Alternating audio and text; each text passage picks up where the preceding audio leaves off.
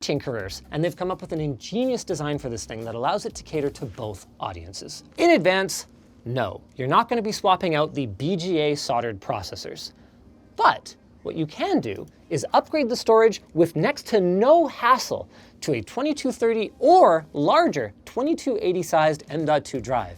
And while we couldn't go that deep today, Valve also confirmed that the memory uses standard SODIMM slots. Finally, while Valve hasn't actually told iFixit that this product is coming yet, they did say that they're hoping to continue their partnership that they've had on the Steam Deck, making replacement parts available for end users. Awesome. Since we're in here, by the way, there are some really cool details that I'd love to highlight. The power supply, for one thing, is fully integrated to the point where it's actually part of the chassis, and the cooling solution pulls air directly through it, which avoids any need for it to have its own fan. The aforementioned Delta cooling fan is actually slightly thicker than the standard 25mm for extra static pressure, and it includes antenna mounts that are integrated into it, along with I/O mounts. Cool, right?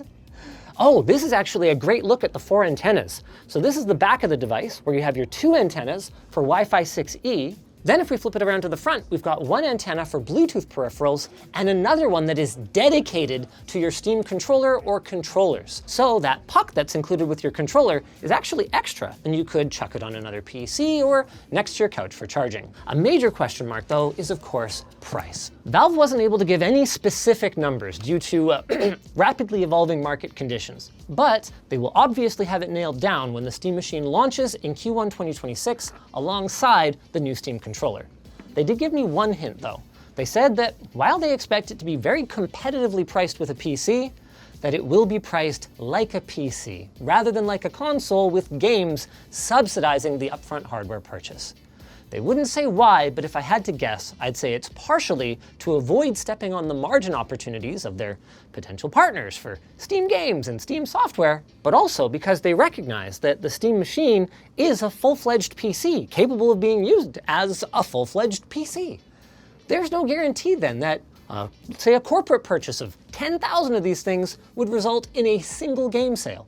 So they really do need to protect the sustainability of their hardware business. Another major question mark is, where the heck is standalone SteamOS for custom PC builders?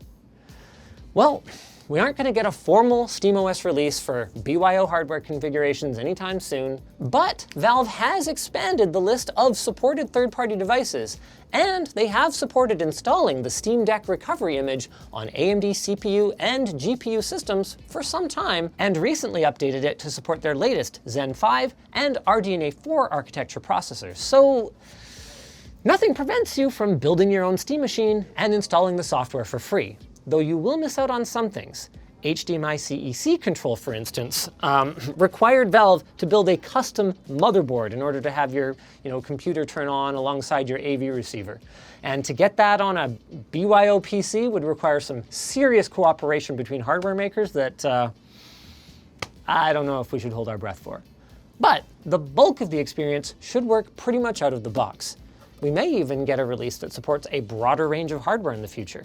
But the vibe I'm picking up on around here is that it really depends on better support for Intel and especially NVIDIA GPUs.